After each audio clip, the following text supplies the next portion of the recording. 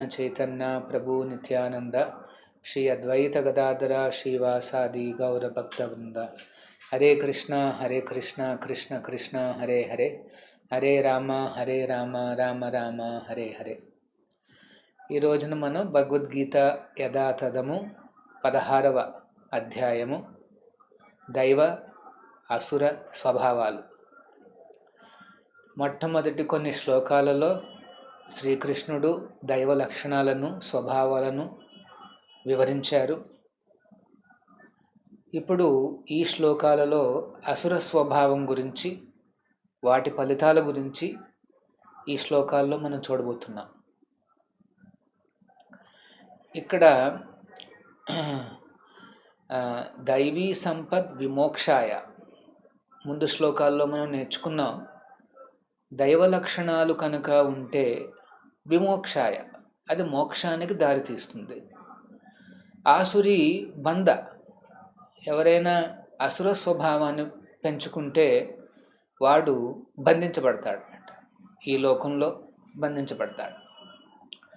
So మరి ఆ లక్షణాలు ఏంటి మనం కొన్ని చూసాము. ఇక్కడ 17వ శ్లోకంలో కృష్ణుడు ఈ రకంగా చెప్తున్నారు. ఆత్మ సంభావిత స్తబ్ద ధనమాన మధాన్విత యజంతే నామ యజ్ఞైస్తు డంబేన అవిధిపూర్వకం. ఇక్కడ అసుర స్వభావం కలిగిన వాళ్ళు ఎట్లా ప్రవర్తిస్తారు? ఆత్మ సంభావిత, నేను అంటే ఆత్మ సంతుష్టుణ్ణి, నాకన్నీ సంపూర్ణంగా తెలుసు అన్నట్టుగా వారు ప్రవర్తిస్తారు అన్నమాట. ఆత్మ సంభావిత. స్తబ్ధ అంటే గర్వంగా. ధనమాన మదాన్విత, ఇక్కడ మదాన్విత అంటే ధనము మానము దురభిమానంతో భ్రాంతి చెందిన వాళ్ళు అన్నమాట. ధనమాన మదాన్విత యజంతే, వారేం చేస్తారంటే యజ్ఞాలు చేస్తారంట. ఏమని? నామ యజ్ఞయిస్తూ, జస్ట్ ఏదో నామకార్థం అంతే, జస్ట్ పేరు కోసం వాళ్ళు యజ్ఞాలు చేస్తారు. డంబేన అవిధిపూర్వకం, కానీ గర్వంతో అవిధిపూర్వకం, విధిని పాటించరు, శాస్త్ర విధిని వారు పాటించరు అన్నమాట. అవిధిపూర్వకం అంటే శాస్త్ర నియమ నిబంధనలను ప్రామాణికంగా భావించకుండా వారు తోచిన విధంగా వారు చేస్తూ, దేనికోసం? నామకార్థ, జస్ట్ నామ అంటే పేరు కోసం అంతే.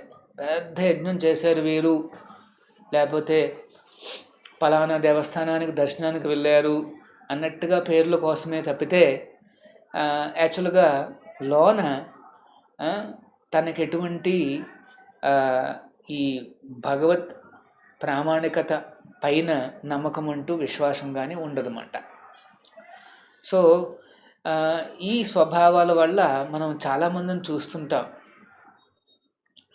జస్ట్ పేరు కోసమే వారు దేవుణ్ణి పూజించడము, లేకపోతే కొన్ని యజ్ఞాలు చేయడము, అట్లాంటివి చేస్తుంటారన్నమాట.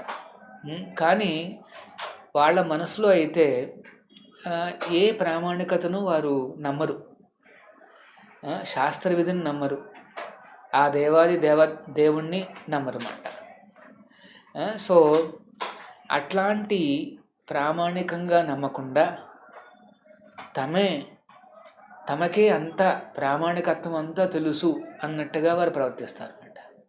అప్పుడప్పుడు కొన్నిసార్లు వాళ్ళు ప్రచారకర్త కింద కూడా ప్రవర్తిస్తారు. వాళ్ళే ప్రచారం చేయడం మొదలు పెడతారు.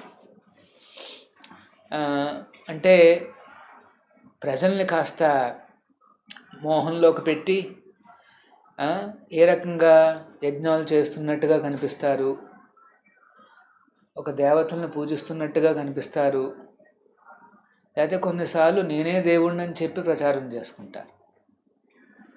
సో వారు వేరే ప్రామాణికతను నమ్మరన్నమాట.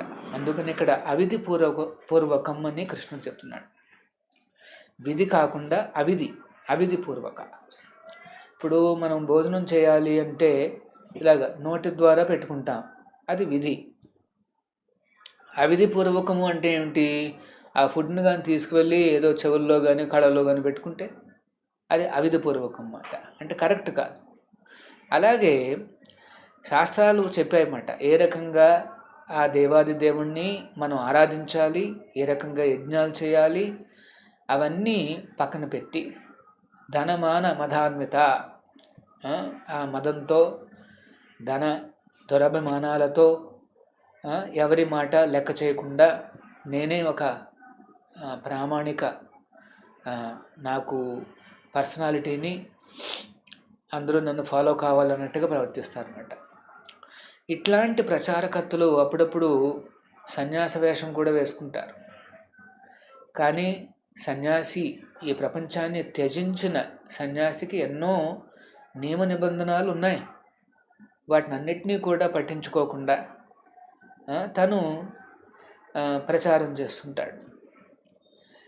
అన్ని రకాల హేయమైన పనులు చేస్తూ, వాళ్ళ యొక్క ఫిలాసఫీ ఎలా ఉంటుందంటే, ఒక ప్రామాణికం అంటూ ఏం లేదు, నువ్వు ఏదనుకుంటే అది, నువ్వు ఏ మార్గం నిర్ణయించుకుంటావో ఆ మార్గము కరెక్టే. ఒక స్టాండర్డ్గా, ఒక ప్రామాణికంగా అంటూ ఒక మార్గం లేదు అని చెప్తారన్నమాట వీళ్ళు. అట్లాంటి ఈ అసుర స్వభావం వల్ల అప్పుడప్పుడు వాళ్ళు మేమే దేవుళ్ళము అనేసి కూడా అడ్వర్టైజ్ చేసేసుకుంటారు. అమాయకులు ఏమనుకుంటారు అంటే, ఓ వీళ్ళు చాలా గొప్పవాళ్ళు, ఏవో కొన్ని యజ్ఞాలు చేస్తున్నాడు, సో ఆధ్యాత్మికంగా చాలా ఉన్నత స్థాయి వాడు అనేసి మోసపోయే అవకాశాలు. సో అట్లాంటి అసుర స్వభావం కలిగిన వాళ్ళ యొక్క ముఖ్య లక్షణం ఏమిటంటే ఈ అవిధిపూర్వకం, అంటే ప్రామాణికతను నమ్మరమాట. సో నెక్స్ట్ శ్లోకంలో కృష్ణుడు ఏమంటున్నారు? అహంకారం బలం దర్పం కామం క్రోధం చ సంశిత. అట్లాంటి అవిధిపూర్వకమైన అసుర స్వభావం కలిగిన ఆ జనులు ఏం చేస్తారు అంటే, వాళ్ళల్లో ఉండే గుణాలు ఏమిటంటే అహంకారం బలం దర్పం. అహంకారము అంటే అహం, నేను ఫలానా వాణ్ణి, నేను ఫలానా కుటుంబం, ఫలానా కులం, ఫలానా ప్రాంతం, నాకు ఫలానా కలరు, అట్లాగా దేహబుద్ధితో అహంకారాన్ని పెంచుకోవడం. నెక్స్ట్ బలం, నేను చాలా బలవంతుణ్ణి, అది డబ్బు బలం కావచ్చు, శారీరక బలం కావచ్చు, ఏదైనా కావచ్చు. దర్పం అంటే గర్వం అన్నమాట, చాలా గర్వం అన్నమాట, నాకున్నది చాలా ఎక్కువ, నాకు ఇంకా మ్యాచింగ్ ఎవరు లేరు అన్నట్టుగా ప్రవర్తిస్తాడు. కామం క్రోధం చ సంశిత. కామం ఎప్పుడు కామపూరితమైన ఆలోచనలతో, క్రోధంతో, సంశిత వీటన్నిటి యొక్క ఆశ్రయాన్ని పొంది ఉంటాడనమాట. మాం ఆత్మపరదేహేషు ప్రద్విషంతో అభ్యసూయక. ఆత్మ పరదేహేషు, తన శరీరం లోపల, పరదేహేషు పరదేహాల్లో కూడా ఉన్నాను, మాం ఆత్మపరదేహేషు ప్రద్విషంత, తను నిందిస్తాడు. ఎందుకు? అభ్యసూయక, అది అసూయతో. అసూయతో భగవంతుణ్ణి, నిజమైన సనాతన ధర్మాన్ని నిందిస్తాడు. దేనివల్ల అంటే ఈ అహంకారం బలం దర్పం కామం క్రోధం వీటి వల్ల మాట. సో యాక్చువల్గా అసుర స్వభావం కలిగిన వాళ్ళు ఎప్పటికీ కూడా ఆ దేవాది దేవుడి యొక్క సార్వభౌమాధిపత్యాన్ని వాళ్ళు అంగీకరించరు. ఆ దేవాది దేవుడు ఉన్నాడు, ఆయన యొక్క ప్రామాణిక శాస్త్ర విధులు ఉన్నాయి అని వారు ఒప్పుకోరు. ఒప్పుకోవడమే కాకుండా వాళ్ళు అసూయ కూడా చూపిస్తారు.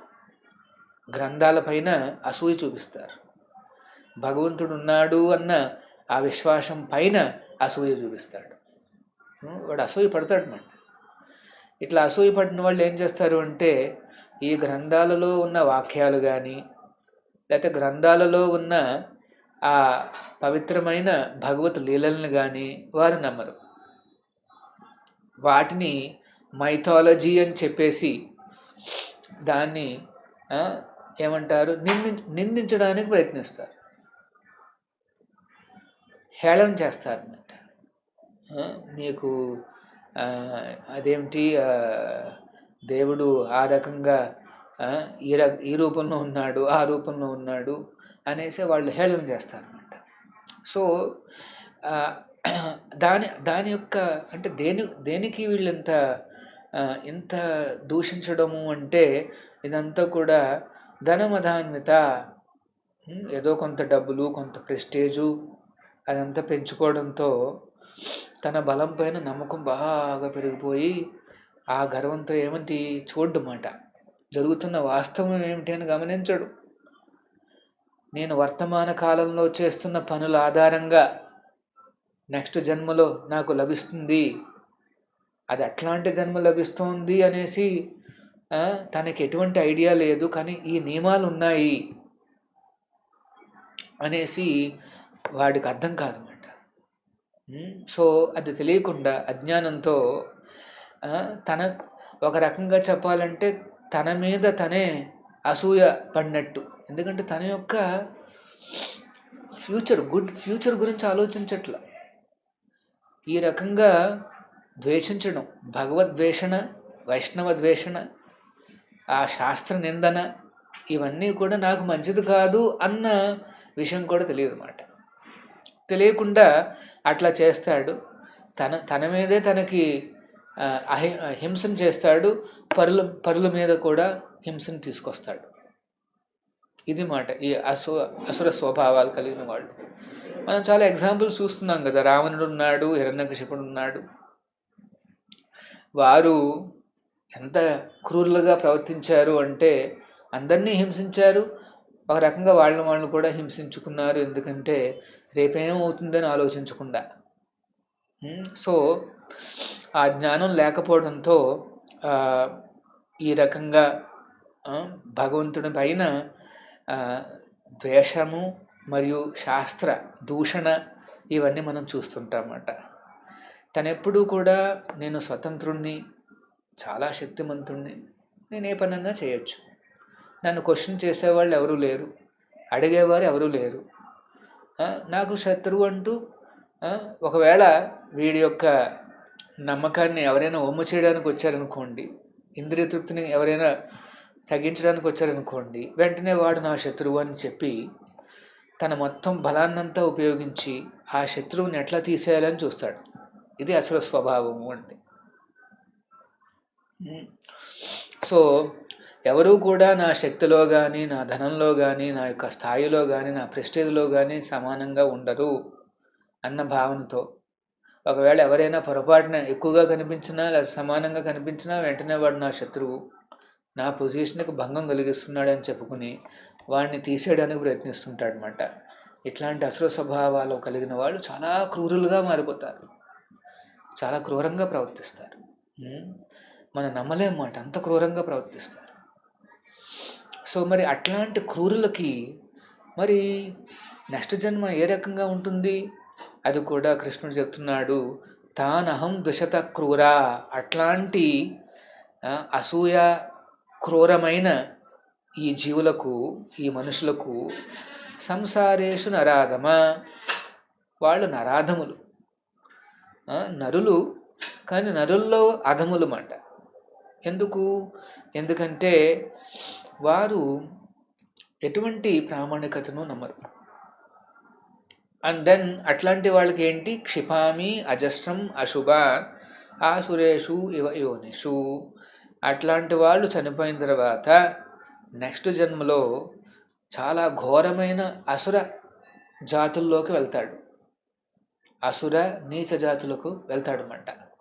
ఇది శాస్త్రం చెప్తా ఉంది. నెక్స్ట్ జన్మ అనేది ఉన్నది. మన వర్తకాలు ఈ వర్తమానంలో చేస్తున్న పనుల ఆధారంగా నెక్స్ట్ లైఫ్లో మనకి ఒక జన్మ రాబోతోంది. కానీ ఏ జన్మ రాబోతోంది అనేసి మన చేతిలో లేదు.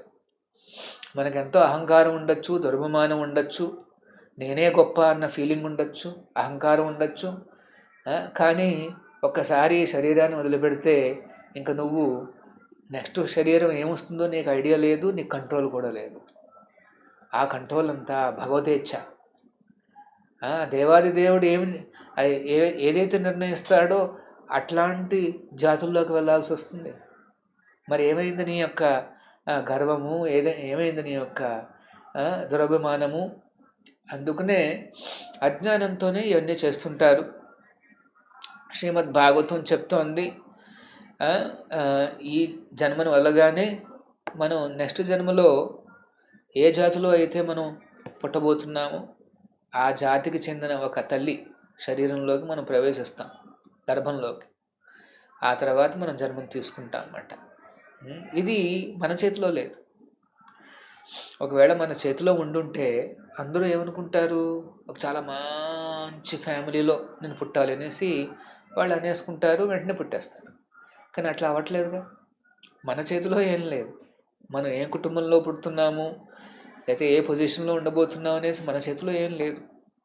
కానీ వర్తమానంలో నువ్వు ఆ పూర్వజన్మల్లో చేసిన ఆ పనుల యొక్క తెలుసో తెలియకో, కొంతమంది అజ్ఞానంతో తెలియక తప్పులు చేస్తే వాటన్నిటి యొక్క ఫలితాన్ని మనం అనుభవించాల్సి వస్తుంది నెక్స్ట్ లైఫ్. ఈ అసురులైతే చాలా క్రూరత్వంతో కావాలని ప్రామాణికత్వాన్ని పాటించకుండా ఎంతోమందిని హింసించి వారు కూడా నెక్స్ట్ లైఫ్లో ఈ రకంగా చాలా క్లేశాలకు గురవుతారు అన్నమాట. చెప్పరాని జాతుల్లోకి ఎంటర్ అవుతారు వాళ్ళు. ఎట్లాంటి జాతులు? అది జంతు జాతులు కావచ్చు, ఈవెన్ ఇన్సెక్ట్స్, చిన్న చిన్న పురుగుల కింద కూడా వాళ్ళు వెళ్ళొచ్చు అన్నమాట. అట్లాంటి క్రూరులైన వాళ్ళు ఈ జంతువులు కానీ, లేకపోతే ఇన్సెక్ట్స్ కానీ, లేకపోతే బర్డ్స్ కానీ అట్లాంటి జాతుల్లోకి ఆ శరీరంలోకి ప్రవేశిస్తారు. సో అవన్నీ చాలా నీచ జాతులు. మానవ జన్మ అంటే చాలా ఉన్నతమైనది. తను కాస్త దేవుడి దగ్గరికి వెళ్ళే అవకాశం ఉన్నది. అట్లాంటి జన్మ లభించక ఇట్లాంటి పురుగులు, లేకపోతే జంతువులు, లేకపోతే ఒక చెట్లు, లేకపోతే పుట్టలు అట్లాంటి జన్మల్లోకి ప్రవేశిస్తే అది చాలా భయానకమైన నీచ జన్మలన్నమాట. ఇవన్నీ కూడా అరేంజ్ చేసేది ఎవరు? సుప్రీం పర్సనాలిటీ, ఆ దేవాది దేవుడు. మనం తెలివితేటలు ఉండి మానవ జన్మ ఉన్నప్పుడు పెద్ద పెద్ద కామెంట్లు చేసి దూషించవచ్చు, నువ్వెవడరా అదంతా నేను నమ్మను అనేసి. కానీ ఒకసారి శరీరాన్ని మొదలు పెడితే ఏం జరుగుతుందో మనకు ఐడియా లేదు. మన కర్మానుసారము మనకు నీచ జన్మ వచ్చే అవకాశం ఉంది. నీచ జన్మ అంటే ఇట్లాంటి జంతు జన్మలు. సో అందుకనే మన చుట్టూ మనం చూస్తే ఎన్నో రకాల జాతులు మనం గమనిస్తున్నాం. అవన్నీ అంటే ఏమిటవి? ఈ వెరైటీస్ అన్నీ ఎందుకున్నాయి? అందరూ మనుషులుగానే ఉండొచ్చు కదా, అట్లాంటి జంతువులు ఎందుకు సృష్టించాడు అంటే ఇట్లాంటి వాళ్ళ కోసం అది ఒక పనిష్మెంట్ అన్నమాట. బాగా క్రూరంగా అసూయాపరులు వారందరికీ నెక్స్ట్ లైఫ్లో లభించేది అట్లాంటి జాతులు అన్నమాట. అట్లాంటి జాతుల్లో లేకపోతే నెక్స్ట్ ఆ జాతులు ఏంటంటే ఎప్పుడూ కూడా వైలెంట్గా అసూయతో అట్లాంటి జాతులు ఉంటాయి. అప్పుడప్పుడు కొన్ని మనుష్య జాతుల్లో కూడా మనం చూస్తుంటాం, చాలా క్రూరంగా అసూయతో ఎప్పుడు కామపూరితులై ఉంటారన్నమాట. అట్లాంటి జాతుల్లో జన్మిస్తే వారికి అది చాలా చాలా కష్టం అన్నమాట. ఇంకా వాళ్ళ క్రూరత్వం పెరుగుతూనే ఉంటుంది. సో ఇక్కడ నెక్స్ట్ శ్లోకంలో చెప్తున్నాడు కృష్ణుడు, ఆసురిం యోనిమాపన్న మూఢా జన్మని. అట్లాగా మాం అప్రాప్య ఏవ కౌంతేయ, నా యొక్క ఆశ్రయం లభించక, కృష్ణాశ్రయం లభించక, తతో యాంతి అధమాం గతిం, అధమగతికి చేరుకుంటారు. దేవుణ్ణి తలుచుకోలేక, దేవుడి యొక్క ఆశ్రయం లభించక, ఆ శ్రీకృష్ణుడి యొక్క ఆశ్రయం లభించక ఆసురిం యోనిమాపన్న, అసుర యోనిలో జన్మిస్తారు అన్నమాట. అసుర యోనుల్లో జన్మిస్తారు. మూఢా జన్మని అట్లాంటి వాళ్ళు భగవంతుణ్ణి చేరలేరు. యాక్చువల్గా ఒక జీవికి నిజమైన నష్టము, నిజమైన నీచ జన్మ ఏమిటంటే భగవంతుణ్ణి చేరే మార్గం లేకపోవడం. అది నీచ జన్మ అంటే. మనం మనిషి జన్మ ఎత్తినప్పుడు కొన్ని లోట్లు, కొన్ని పాటలు ఉండొచ్చు. సరే, తెలుసో తెలియక మనం చేసుకున్న వాటి వల్ల ఎన్ని వచ్చాయి. అయినప్పటికీ ఏ మనిషి అయినా సరే తను చక్కగా విశ్వాసం ఉంటే దేవుణ్ణి చేరుకోగలుగుతాడు. నల్లగా ఉన్నాడా, తెల్లగా ఉన్నాడా, లేకపోతే ఈ కులమా, ఆ కులమా, ఈ ప్రదేశమా, ఆ ప్రదేశమా, లేకపోతే అన్ని అవయాలు ఉన్నాయా లేవా, లేకపోతే పొడుగ్గా ఉన్నాడా, లావుగా ఉన్నాడా, పొట్టిగా ఉన్నాడా, ఇవన్నీ కూడా దీంతో సంబంధం ఏం లేదు. దేహం ఏదన్నా కావచ్చు. సరే, అది దేనివల్ల వచ్చింది మనకి. పూర్వజన్మల్లో మనం చేసుకున్న ప్లస్ మైనస్లన్నీ కలుపుకుని మనం ఈ శరీరం లభించింది. అయినప్పటికీ మనిషి జన్మ అనేది చాలా ఉత్తమం. ఎన్ని లోపాలు ఉన్నట్టుగా కనిపించినా దేవుణ్ణి తలుచుకునే మార్గం ఉంది, దేవుణ్ణి చేరుకునే మార్గం ఉంది. ఆ రకంగా అందరూ సమానమే. ఏ శరీరాల్లో ఉన్నా సరే ఆత్మ భగవంతుడి యొక్క అంశమే. సో ఆ రకంగా అందరూ సమానమే. భగవంతుడు కళ్ళల్లో మనం అందరం సమానమే. మనం వేరువేరుగా చూస్తున్నాం, వాడు తక్కువ వీడెక్కువ అనేసి. కానీ దేవుడి దృష్టిలో అదంతా ఏముండదు. అందరి మీద సమానంగా కరుణతో ఉంటాడనమాట. చాలా కరుణతో ఉంటాడు. మరి అంత కరుణామడి అయినప్పుడు మరి ఇక్కడ ఏంటి, మరి అసుర స్వభావం కలిగిన వాళ్ళను ఇలాగా ఏమంటారు, నీచ జన్మలు, అధమ జన్మలు, ముఖ్యంగా జంతు జాతుల్లోకి వెళ్ళడం అనేది మరి అది ఎట్లా అవుతుంది? కరుణ, దేవుణ్ణి సర్వకరుణామయుడు అని అనకూడదు అనేసి మనం కొంతమంది వాదించవచ్చు. కానీ ఆ రకమైన జన్మలు కూడా భగవంతుడి యొక్క కృప. అది మనం అర్థం చేసుకోవాలి. నెక్స్ట్ జన్మలో వాడు ఇట్లాంటి ఘోరమైన జంతు రూపాలు, అప్పుడప్పుడు వాళ్ళు శూకర రూపాలు, లేదా శునక రూపాలు, మార్జాల రూపాలు, అలా ఏదైనా ఏ జంతువులైనా సరే వాటికి అవకాశం లేదు భగవంతుని చేరే. మాం అప్రాప్య ఏవ మాం అంటే మాం అప్రాప్య ప్రాప్త అప్రాప్య అంటే భగవంతుని చేరే మార్గం లేదు. సో ఆ జాతులు చాలా ఘోరమైన జాతులు, అధమ జాతులు అన్నమాట. సో ఏ జంతువైనా సరే చేరలేదు, వాటికి ఏం అర్థం కాదు. అందుకనే ఈ అసలు ఎట్లాంటి మరి జాతుల్లోకి ప్రవేశపెట్టబడ్డామే మనం. మరి దేవుడు ఏ రకంగా కరుణ చూపిస్తున్నాడు, అది కూడా కరుణయే అనేసి శాస్త్రం చెప్తాం. వేదాంత సూత్రం ఏం చెప్తోంది అంటే దేవాది దేవుడికి ఎవరిపైనా కూడా కోపం కానీ, ఎవరిపైనా కానీ ద్వేషం కానీ ఉండదు.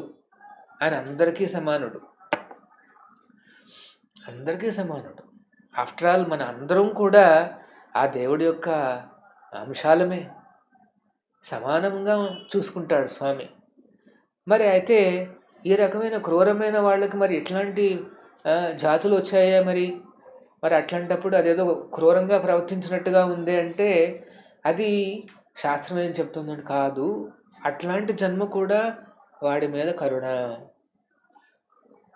ఒకవేళ దేవుడే కానీ ఆ పెద్ద అసురుణ్ణి చంపేస్తే అట్లాంటి వాళ్ళకి మోక్షం కూడా లభిస్తుంది. బ్రహ్మజ్యోతిలో ఐక్యమైపోతారు వాళ్ళందరూ కూడా.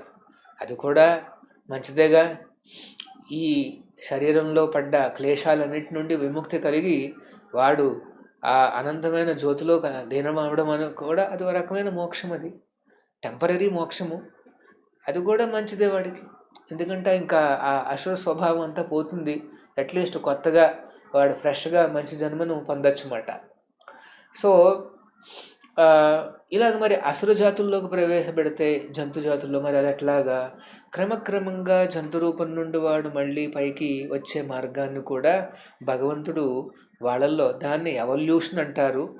అంటే క్రమక్రమంగా ఫస్ట్ ఈ చిన్న జంతువుల నుండి పెద్ద జంతువులకు అట్లా వస్తూ ఆ ఆత్మ అనేది ఈ శరీరాలు మార్చుకుంటూ చివరికి 3 రకాల శరీరాలు 3 రకాల జంతు రూపాల దగ్గరకు వచ్చినప్పుడు నెక్స్ట్ లైఫ్ వాళ్ళకి మానవ జన్మ లభిస్తుందన్నమాట. ఆవుగా ఉన్న, లేకపోతే ఒక సింహంగా ఉన్న, లేకపోతే ఒక మంకీగా ఉన్న ఆ శరీరంలోకి రాగానే ఆత్మకు నెక్స్ట్ లైఫ్లో మానవుడి శరీరం వచ్చే అవకాశం ఉంది. కొంతమంది మానవులు మనం చూస్తే మంకీ లక్షణాలు బాగా కనిపిస్తుంటాయి. సో ఆత్మ మంకీ శరీరాన్ని వదిలిపెట్టి వచ్చి అప్పుడు మనిషి రూపం తీసుకుంటుందన్నమాట. సో ఈ 3 కూడా జంతు జాతి నుండి మానవ జాతికి వచ్చే గేట్లు మాట. ఈ 3 ఏంటా 3? ఆవు కానీ, లేదా సింహం కానీ, లేకపోతే ఈ మంకీ కానీ. సో అట్లా వచ్చి మళ్ళీ మనిషి రూపం వస్తుంది. చూసారా, ఆ క్రూరత్వం అంతా పోయింది, ఎంతో కొంత పోయి కాస్త వాళ్ళు కాస్త ఈ మళ్ళీ మనిషి జాతికి వచ్చారన్నమాట. మళ్ళీ ఆ జన్మను ఉపయోగించకుండా దేవుణ్ణి ద్వేషిస్తూ, శాస్త్రాలను దూషిస్తూ, పరులను హింసిస్తూ బతికాడు అనుకోండి, మళ్ళీ వృధా చేసుకుంటున్నాడు, మళ్ళీ ఈ ఆదమజాతులకు వస్తూ ఉంటాడు అన్నమాట. సో యాక్చువల్గా ఇట్లాంటి వాళ్ళని కూడా రక్షించడానికి చివరికి భగవంతుడు ఆధ్యాత్మికంగా పారంపర గురువులను, ఆచార్యులను మన మధ్యకు పంపిస్తాడు. ఆ రకంగానే ప్రభుపాదుల వారు వచ్చారు. కృష్ణుడి యొక్క ఆదేశం మేరకు ప్రభుపాదుల వారు ఈ మానవ సమాజానికి వచ్చి ఎంతో హీనమైన మనుషులను కూడా ఉద్ధరించారు. అన్ని రకాల వ్యసనాలకు బానిసులై సతమతమవుతున్న ఎంతోమందిని ఆయన ఉద్ధరించి చక్కటి వైష్ణవులుగా చేశారన్నమాట. సో అట్లాంటి కృప, అందుకనే గురువుని మెర్సీ ఇన్కార్నేషన్ అంటారు. అంటే కృష్ణుడి యొక్క ఆ దయాగుణం అవతారం అన్నమాట. అది ఆధ్యాత్మిక గురువు యొక్క కరుణ. ప్రభుపాదుల వారు మనకిచ్చిన అత్యంత అమూల్యమైన మార్గం ఏమిటంటే ఈ హరే కృష్ణ మహామంత్రాన్ని చెప్పమన్నారు. హరే కృష్ణ కృష్ణ కృష్ణ హరే హరే, హరే రామ రామ రామ హరే హరే. ఈ మహామంత్రాన్ని మనం చెప్తే క్రమక్రమంగా మనలో ఉన్న ఈ క్రూరత్వము, హింసా తత్వము అన్నీ పోతాయి. క్రమక్రమంగా దైవ లక్షణాలు పెరుగుతాయి. మనం ఆ దేవాది దేవుడైన శ్రీకృష్ణుడి పైన ఆకర్షణ పెంచుకునే అవకాశం లభిస్తుందన్నమాట. సో ప్రతి ఒక్కరూ కూడా 16 మాలలు ఈ హరే కృష్ణ మహామంత్రం చెప్పండి. ఈ అసుర స్వభావం నుండి తప్పించుకోండి. హరే కృష్ణ.